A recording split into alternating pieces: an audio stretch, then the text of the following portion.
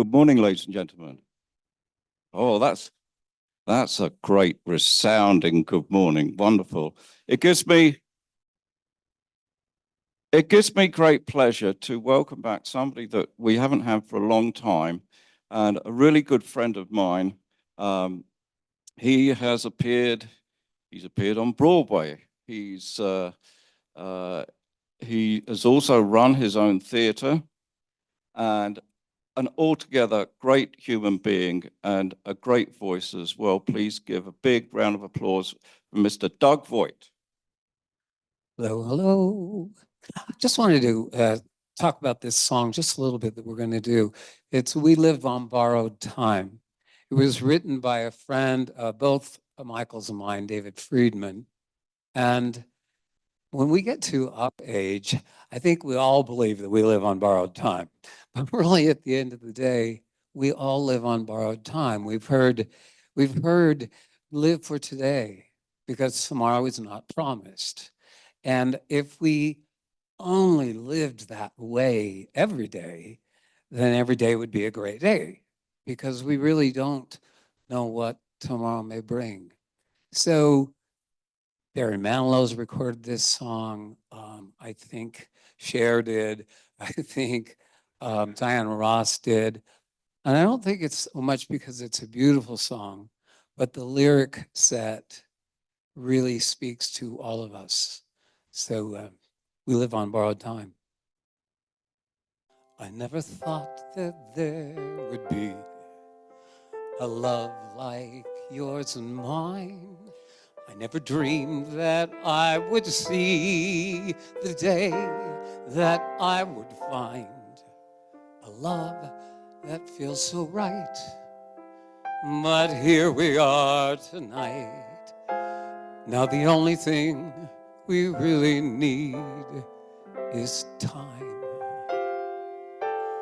We live on borrowed time.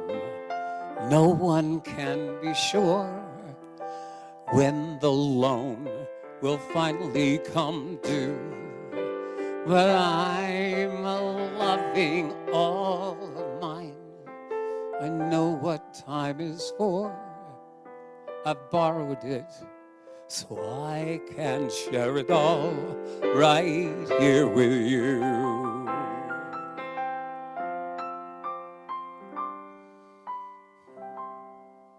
There was a time when I believed that life held guarantees. There was a time that I was sure my future was secure.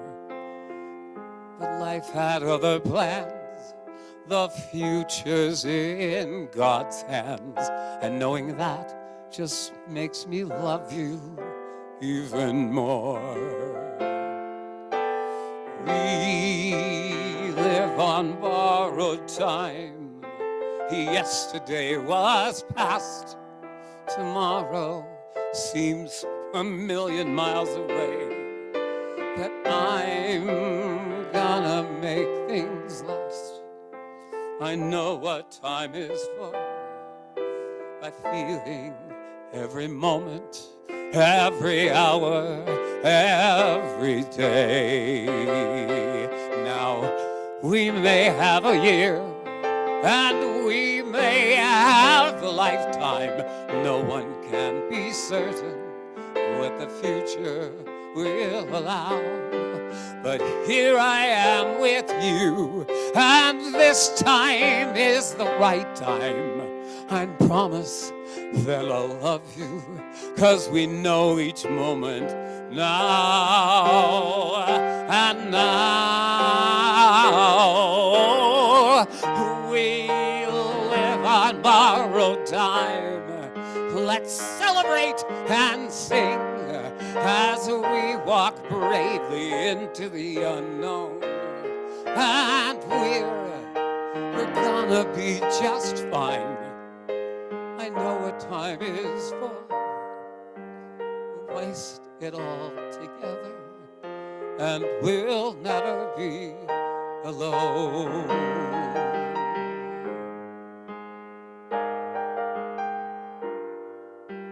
We may not have forever, but our time is still our own.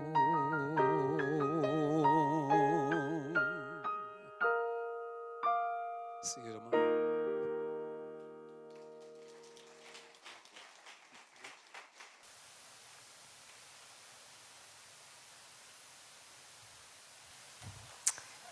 Our opening words this afternoon, after that wonderful presentation, are from Reverend Gretchen Haley.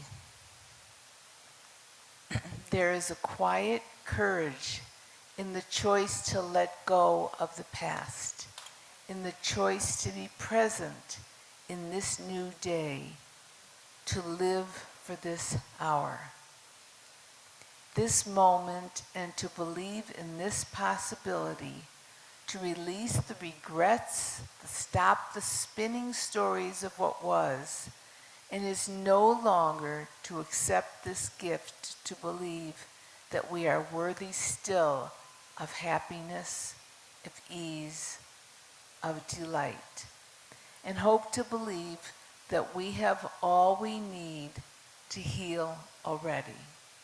We receive this wholeness with ready hands and open hearts, and we only want to say thank you. And so today, this afternoon, I want to welcome you all to our LCUUF Sunday service. Come, let us worship together. So if you're new today, anybody new? Some are new. Okay, we'll be seeing you in a minute. And you want to receive our newsletter and other emails, please talk to the member of the welcome team or write us at info@lcuu.org. And who are the members of the welcome team? Please raise your hands. So, and you'll always see one of us sitting at the front desk welcoming you. And so you want to definitely tell them that you want to receive our newsletter. And so, if we have a special welcome for our visitors. If you're visiting us for the first time or have reconnected with us after a long absence, we invite you to say your name and tell us where you're from. If you're on Zoom, please introduce yourself in the chat box, and it'll be read by Kate afterwards. Okay? So Larry, we'll start with the people in the room. Is that mic on? No, yes, it is. Now it is. Okay. All right. So, do we have any visitors? New people? Love to hear from you. Tell us your name, where you're from, and how long you're going to be here in Ahik. My name is Joan Fletcher. This is my husband, John, otherwise known as Fletch. Fletch. We all know that name. And we live in West Ahik, and I plan to be here for a long time. Wonderful. Well, welcome. We all welcome you. Back here.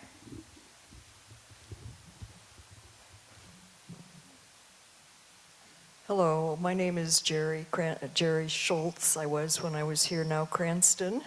I lived here for almost 16 years, but moved to Canada a year ago, and I'm just back for a short visit through December 8th.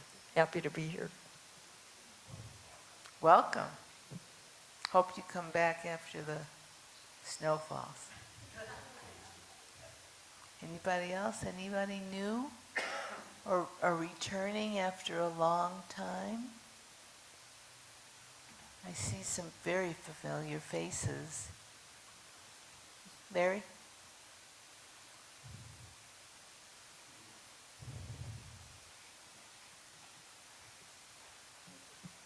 My name is Marie McGregor, and I haven't been here for a number of years, and I decided to come back and be amongst you again. Thank you very much. Well, welcome. And I live here in Riberas. And we're glad to have you. And we hope you keep coming back. My name is Janice Kimball, and a lot of people here know me. I'm an original member, and I want to say hello to all of those here, that these fresh new faces, how wonderful. And I'm Janice. Hi, Janice. Anybody else new you haven't seen for a while? No? Okay.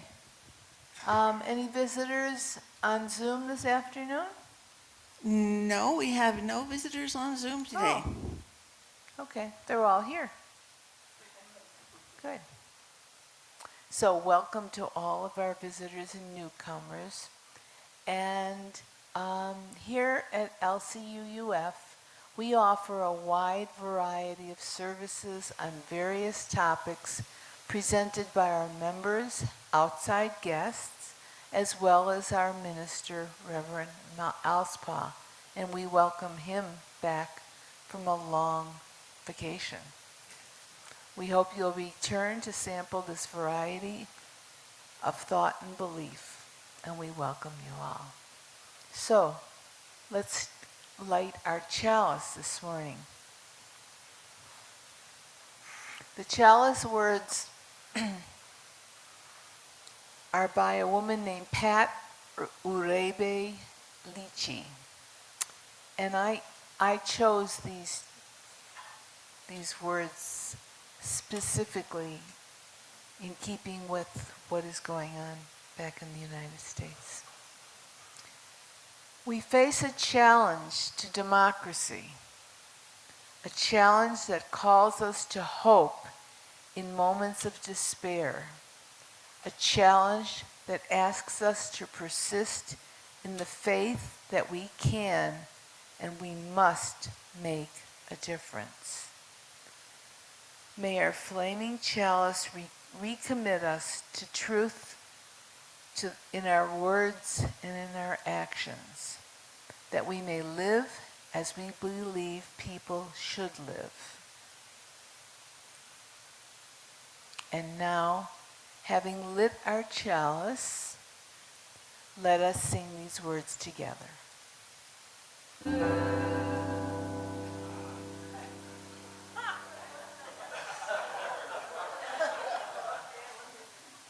We And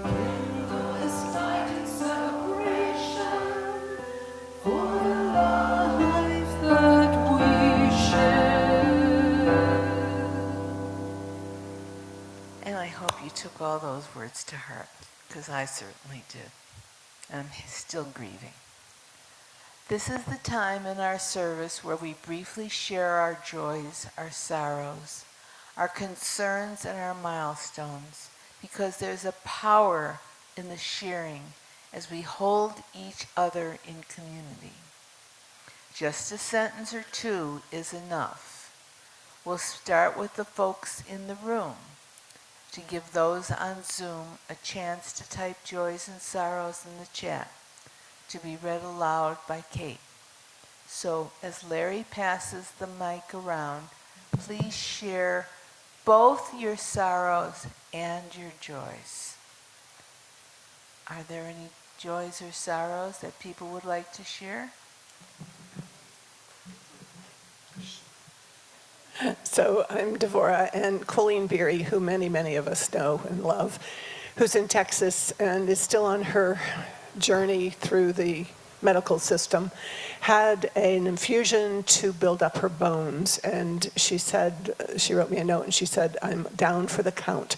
And so I'm asking all of us to send her healing thoughts as she goes through this. She said that will be over in about a week. My sorrow is too strong a word, but I will say my sadness is that my friend, Mark Brown, this is his last service until we get him back again next summer. So Mark, safe travels.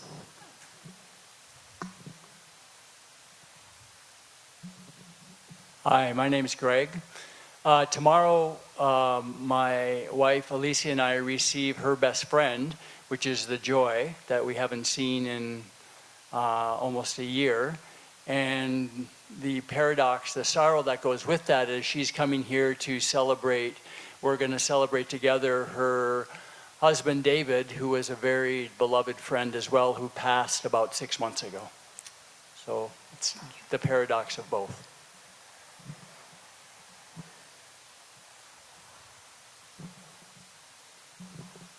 Hi, I'm Joan, and I just got back from 2 wonderful weeks in Oaxaca with my son and his sweetie, and loved being there. And while I was gone, I experienced the trauma that's happening for a lot of people up in the States, and I have been protected here.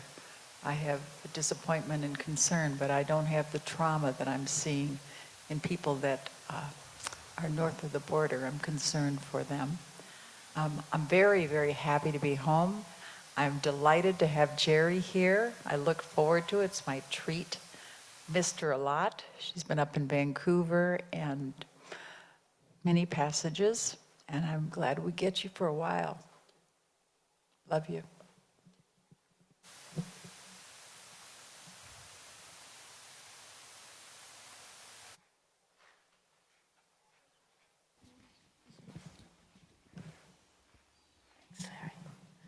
Hi, I'm Teresa. I got back on Friday, and while I was away, the deaths of 2 people who've been very important to me in the congregation for many years has saddened me immensely and reminded me of the song that started our service today, that we are on borrowed time. So hearing about Sue and then about Lou going has left me in very deep grief. However, on the positive side, I'm absolutely thrilled to have Jerry back, and I'm looking forward to hiking with her. Thanks.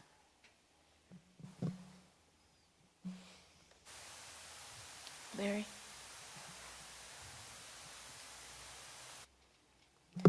I'm Heidi. I'm just wanting to pass on a message. Helen and Bill White are leaving their home and moving into a care facility. Helen has not been well. She's been hospitalized for quite some time with some breathing issues, blood pressures, and all kinds of other medical issues. So I just want to say they're selling their beautiful home that's been a part of their lives for generations. And I'm very sad about that, but they're looking forward to the change, and Helen is desperately trying to adjust. Go, Helen.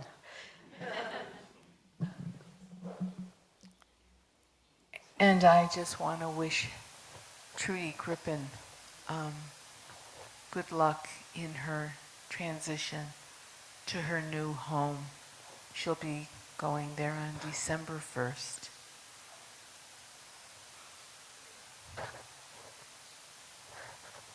Any more joys or sorrows?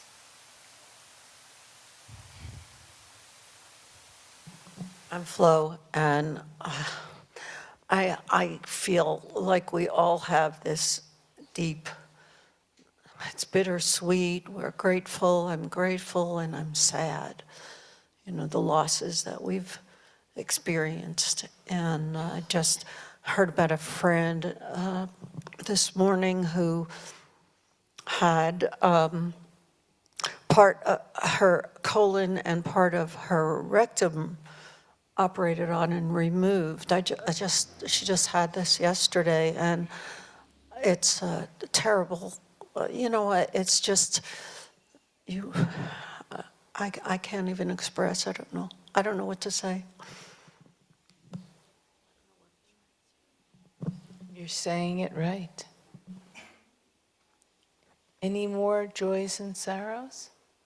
Do I see anything back there? Oh, Mike, back to you. Do you have a joy, a sorrow? Okay. Okay, are there any joys and sorrows that are shared on Zoom this morning? Yes, we do have several this morning. Not necessarily in the order in which they were put on the screen, but from Bob Coaches, a deep sorrow for the loss of his dear friend Lou Crippen. From Marcia Booley, we have a huge hug and happy birthday to Devorah. And her own happiness is that she had a successful knee replacement on Wednesday, and she's healing well in Bellingham with a good Ahihik friend helping her out. Great. That's it for Zoom? Okay, and this care candle that Larry's gonna light is from our care team. We light this care candle to represent the joys and sorrows spoken and witnessed today, as well as those we hold in the sanctuary, silent sanctuary of our hearts. Let us share a moment of silence.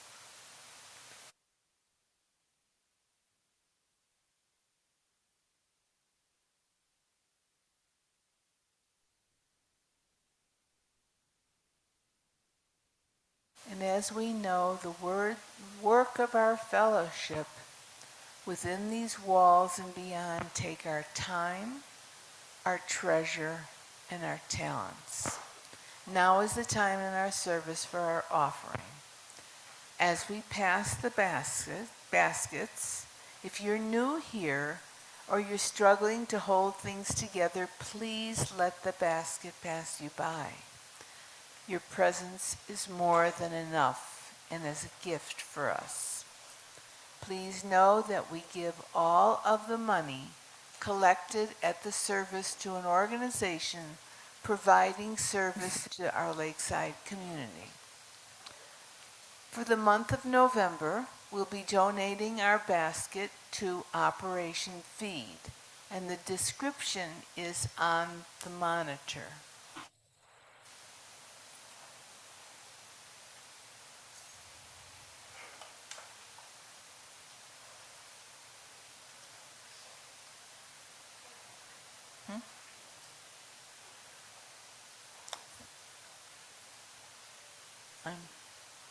We take to heart these words by UU Minister Erica Hewitt. The offering that we take each Sunday isn't just a stale habit. It's an opportunity to recommit to this place and to these people. Our offering is an affirmation, a yes. When we give, we say yes to something we value. With our gifts freely given, may we say yes to the values of our faith. May our offering help us practice Unitarian Universalism within and beyond our congregation. May this offering sustain and grow the life of this congregation. May we give in love and in hope for a better world. Our opening hymn is Here We Have Gathered. Please rise in body and our spirit and join us in singing.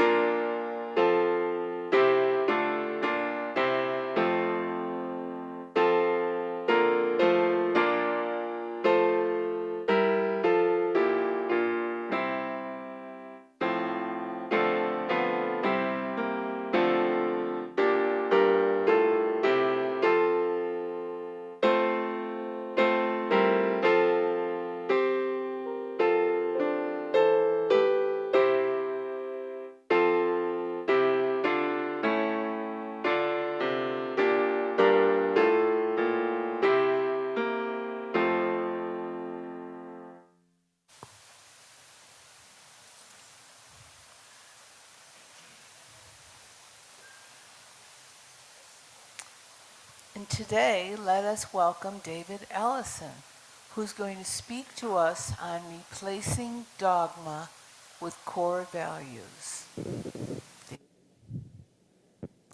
Good morning, everybody. Or good afternoon, indeed. I am struggling with a troubled voice, and I have a performance this afternoon, so if I start to lose it, Tim is going to fill in for me. So, but thank you today for coming to hear me. Just to let you know, I'm not here to proselytize or to convince you of anything. I claim no special wisdom. I certainly don't know the truth, as you will see from my talk. I merely say that I suspect that many of you, being Unitarians, will see yourselves in much of what I have to say. Can you still hear me? That's a little better. And maybe some of you will find some new perspectives on life. As you will see, I believe we are all pilgrims on our own paths, but who nonetheless travel together, relying on and learning from each other. I began my pilgrimage many years ago enthralled to two great dogmas. The first, I accepted the Catholic faith without question, because to doubt was evil. Catholic grade school, Catholic high school, Catholic college, I was a true believer. I clung as well to what Noam Chomsky referred to as secular dogma. The United States of America, the world's first modern democracy, is the bastion of goodness and freedom on earth. We are God's chosen country. Everyone admires us. Today, I realize that was laughable, but I also understand that it was quite dangerous. It struck me one day when I was teaching a history class, and I spied a photograph of Hitler with his arm draped over a Hitler Youth. And I realized with horror, that would have been me.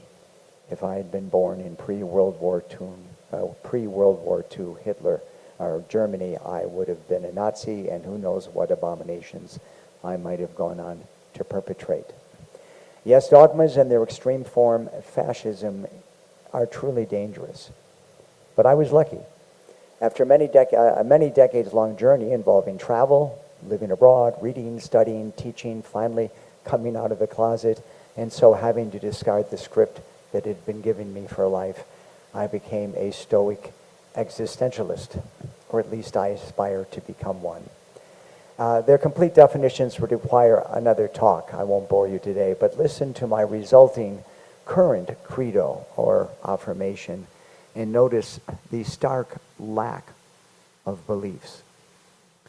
This moment is a gift. This day is a gift. There are many gifts. Life is a mystery. Life is fleeting. There is great beauty. There is senseless suffering. And so, find compassion. Strive for freedom. Accept what is. Let go of ego. Look, listen, and laugh. Yes, I have discarded most of my beliefs, even the Bible. Instead, I look to the universe and creation itself for revelation, what science, history, and my experience have taught me. For example, I let go of the notion of a providence or a benevolent God. The Black Death killed 30 to 50% of Europe, somewhere between 75 and 200 million people. Columbus' arrival in the New World led to the annihilation of 90% of the Native Americans, somewhere between 20 and 56 million. In Earth's history, there have been 5 great extinctions caused by asteroids and volcanoes, each of them destroying somewhere between 76 and 86% of all life on the planet. The moon's cratered surface is testimony that such asteroids are such strikes are common, and Yellowstone Park, now identified as a gargantuan caldera, perhaps the largest on Earth, will erupt again soon. The undeniable truth is that nothing lasts. 99% of the species that have ever existed are extinct. Of more than 5 billion, only 8.7 million remain. The dinosaurs lasted 200 million years. We humans, with our propensity to self-destruct, we've been around for, I think, about 200,000, will not likely last anywhere near as long. One thing is for sure, we too will disappear. Carl Sagan claimed the universe seems neither benign nor hostile, merely indifferent. Even so, I stand in awe of life with a capital L. It's my substitute for God. What some call the Tao. Physics teaches us that there is no difference between matter and energy, and ultimately between living and apparently inanimate objects. Matter, energy, life, all born of the same stardust, can neither be created nor destroyed, only transformed and reborn. As with all things, I am but an ephemeral manifestation of that ever-changing life. It is a life too vast, too profound for me to ever fully comprehend. And so I've given up my need to grasp the truth, to know anything with certainty. Instead, I've embraced simple values which far more effectively and beautifully guide my life. These values are the core of my talk today. Obviously, my first value is humility. As I stand before life, before the universe, it is 13.7 billion years old. I will live for what, 80 years? The Milky Way is 100,000 light years across, and there are somewhere between 2 billion and 2 trillion galaxies. I can't even wrap my brain around that. It is noble for humans to strive for understanding, and history shows we can know ever more, and that we have more, and we will know more than we do. But we will never really grasp the universe. The problem begins when anyone says, I have the truth. Everyone else is wrong. If there is a God, he, she, it is far beyond our comprehension. No one really knows. My second core value is acceptance and letting go. One of my favorite songs is by the Indigo Girls, Closer to Fine. We go to the doctor, we go to the mountains, we look to the children, we drink from the fountain. We go to the Bible, we go through the workout, we read up on revival, we stand up for the lookout. There's more than one answer to these questions, pointing me in a crooked line. And the less I seek my soul for some definitive, the closer I am to find. The closer I am to find. Indeed, life is a mystery to be lived, not a problem to be solved. I read Jack Kornfield's Path with Heart, and one of his main ideas struck a blow that dramatically changed my life. He said, end the war on the world and the war on yourself. Wow. Those wars had been the cornerstones of my life. I had railed against the unjust world full of so much senseless suffering, and against myself for being so terribly flawed. Suddenly, I worked instead to accept what is and to accept myself. I let go of perfectionism and eventually learned even to embrace my own imperfection. I created an affirmation that I continue to recite today. I am gifted. I am flawed.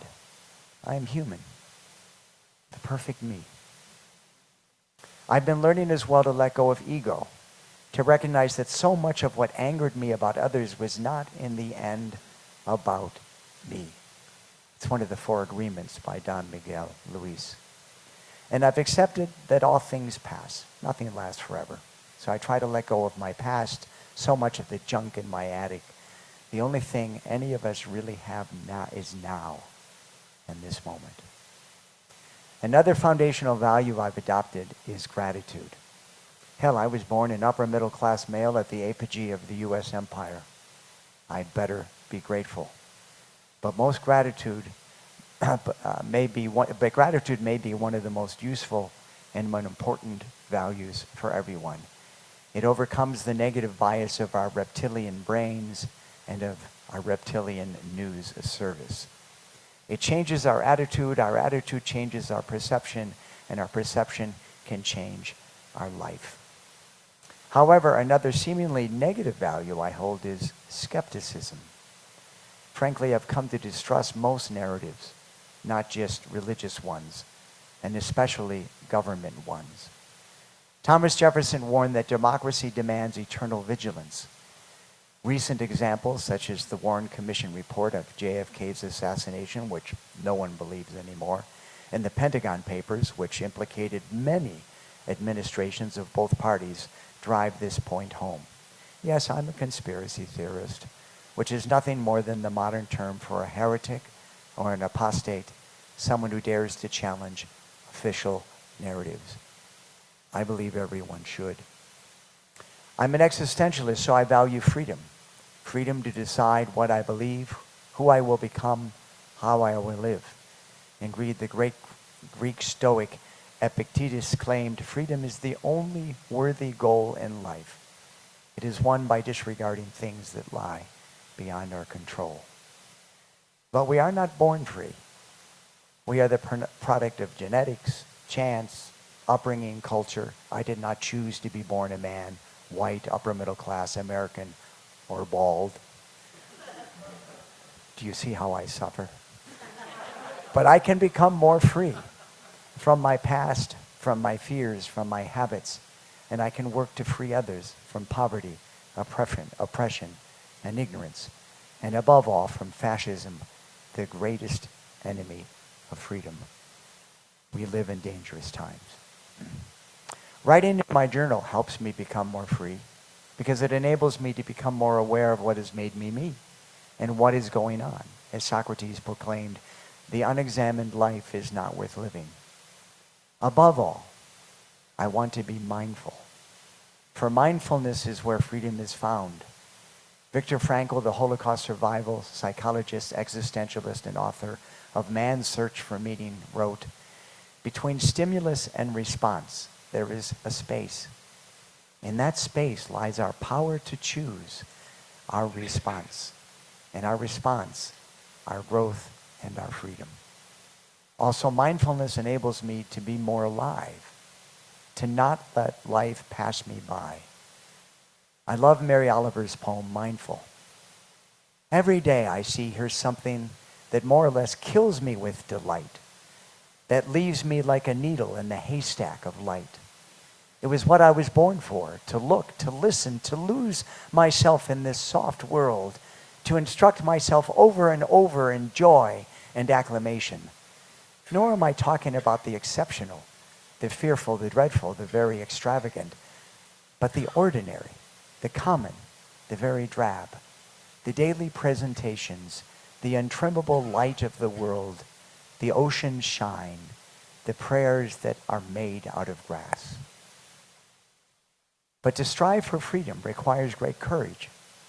In fact, existentialists believe most people fear freedom and its responsibility. And so they cling to dogmas, even to autocratic leaders. Yes, we live in frightening times. The American monk and mystic Thomas Merton warned, care of the soul requires a high degree of resistance to the culture around us, simply because that culture is dedicated to values that have no concern for the soul. I must dare to be different, dare to make bold decisions. Helen Keller agreed, saying, life is either a daring adventure or nothing. And the great Spanish poet Antonio Machado wrote, "Caminante no hay camino, se hace camino al andar." Pilgrim, there is no road. You make it as you journey. To be courageous is to take the road less traveled, maybe even one that leads to Mexico and Ajijic. And then there's compassion. Compassion for myself and others. Compassion is so much more than kindness. It requires immense empathy and the recognition that although we humans are intelligent, we are too often completely irrational. It's the human condition.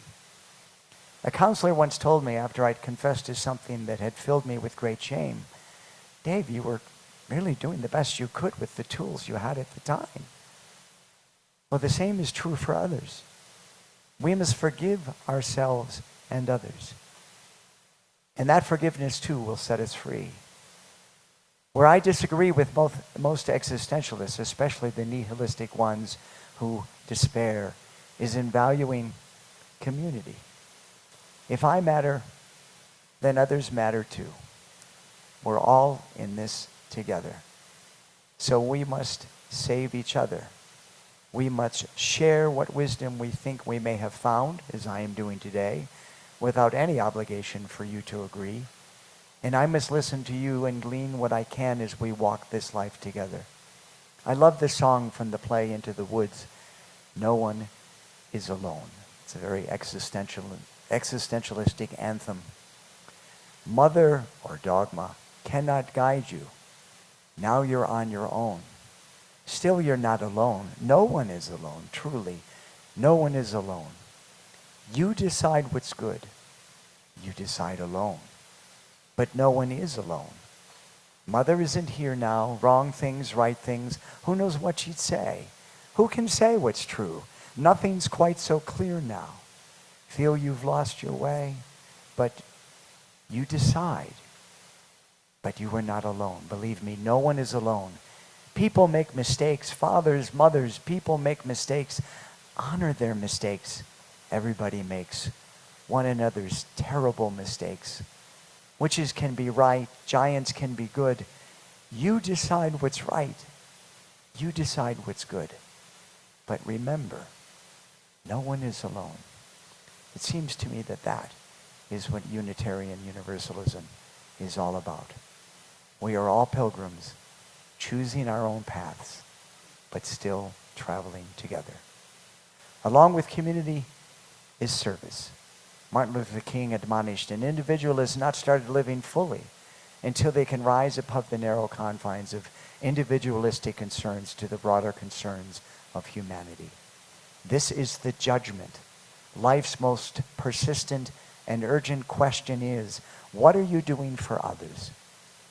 Gandhi agreed, whatever you do may seem insignificant to you, but it is most important that you do it. This is how individuals, in the midst of an apparently meaningless world, create meaning. I cling to hope too, as irrational as it may seem. Right after college, I went to Spain to discover the world and myself.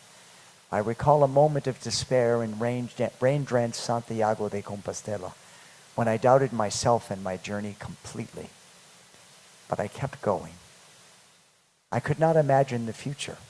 Oh, the best was yet to come, just around the corner. So much more than I could ever have imagined. Similarly, I never imagined Nelson Mandela would become president of South Africa, or that I, a gay man, could ever marry. Great, unanticipated things do happen. It is by hoping that we find reason to hope and give others reason to hope too. Hope is contagious. Even the great existentialist Albert Camus wrote, perhaps then, if we listen attentively, we shall hear amid the uproar of empires and nations, and my, are they roaring today, a faint flutter of wings, the gentle stirring of life and hope. It is awakened, revived, and nourished by millions of solitary individuals whose deeds and work every day negate frontiers and the crudest implications of history. Finally, I value humor. It gets me through my day, through life. Abraham Lincoln, when asked how he could make jokes during such a bleak time as the Civil War, answered, I laugh because I must not cry.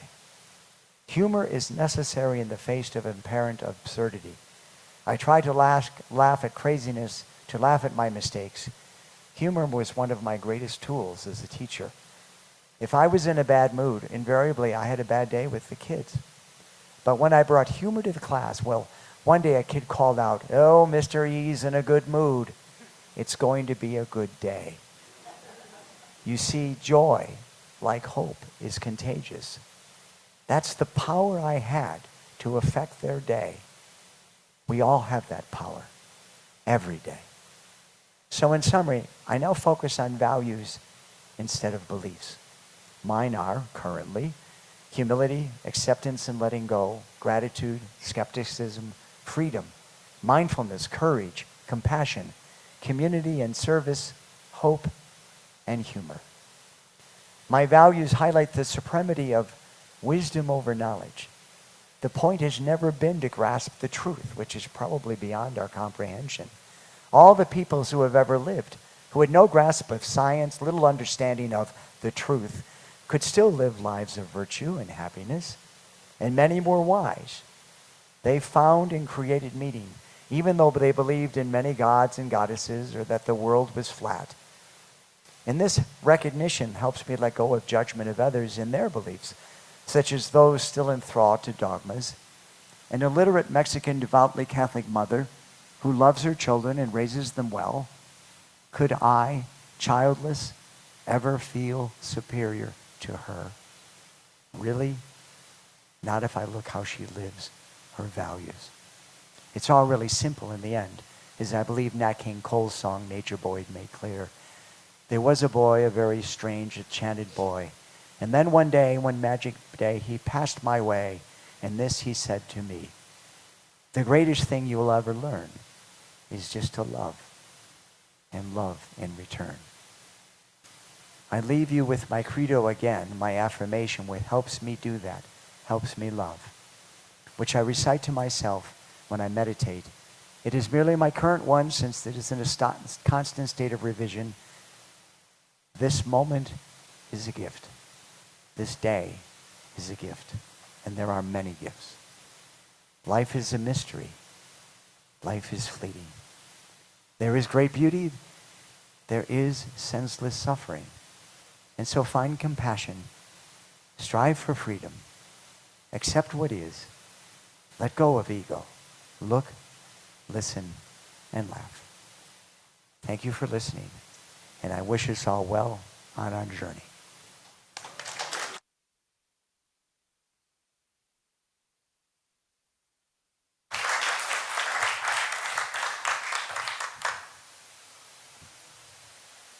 Thank you, David. Our closing hymn today is number 318, We Would Be One. Please rise in body or in spirit and join us in singing.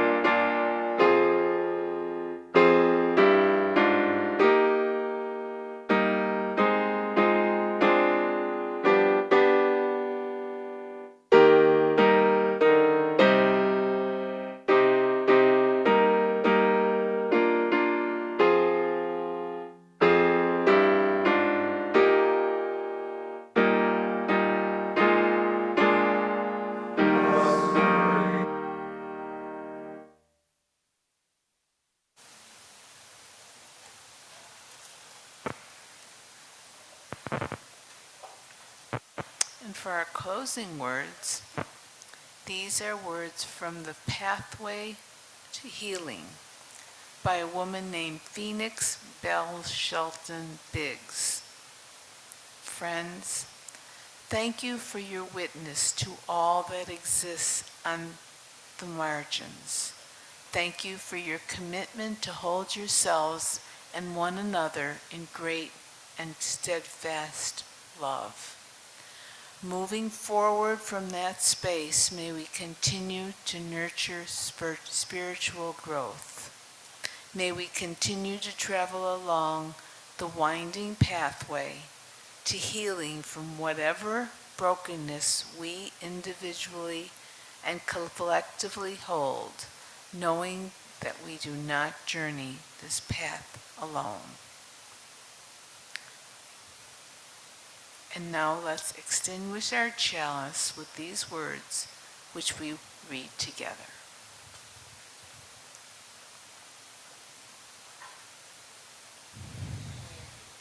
Extinguish our, but not the light of truth, the warmth of community, or the fire of commitment.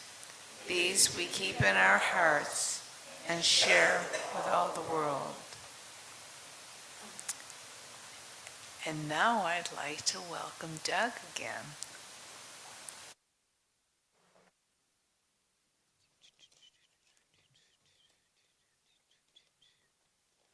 I'm old, I'll have to use glasses for this one.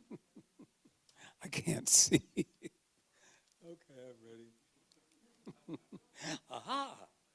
Words. Okay. Yes, sir.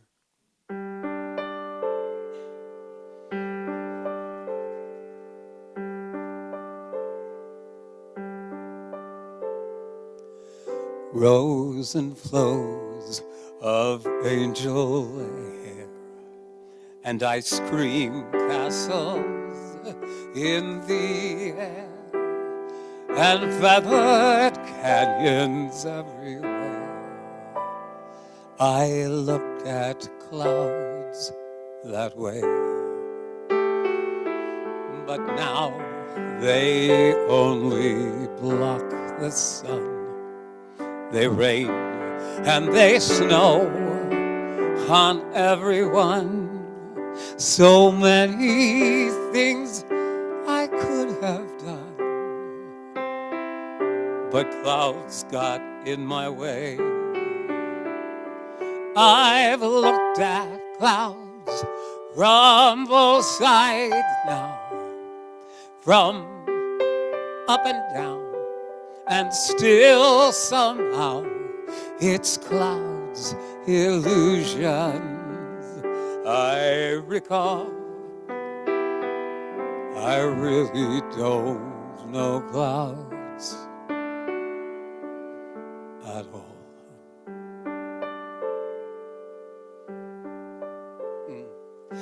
Moons and tunes and Ferris wheels, the dizzy dancing way you feel when every fairy tale comes real. I've looked at love that way, but now it's just another show. You leave them laughing when you go, but if you care, don't let them know. Don't give yourself away. I've looked at love from both sides now, from win and lose, and still somehow it's love's illusions. I recall, I really don't know love at all.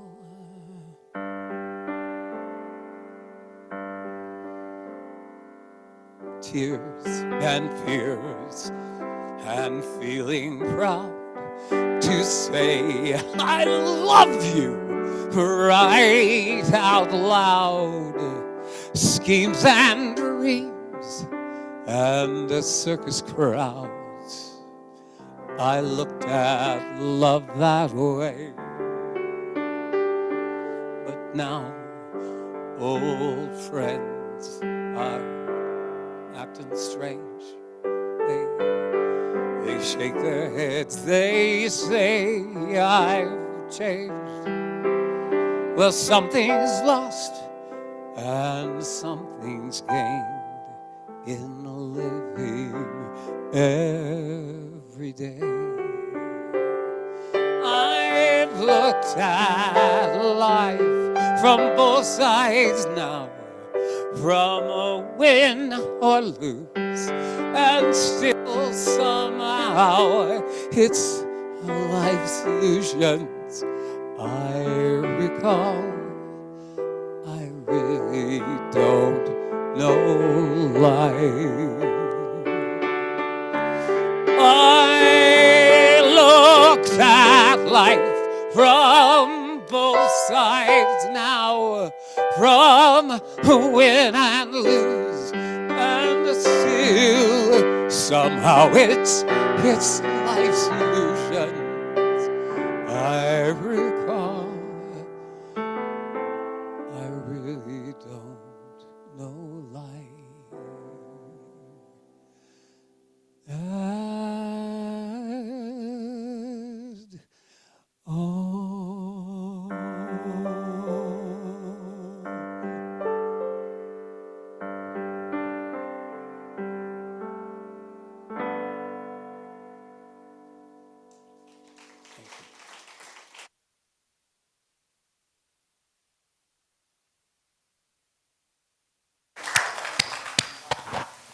Wow, what a service.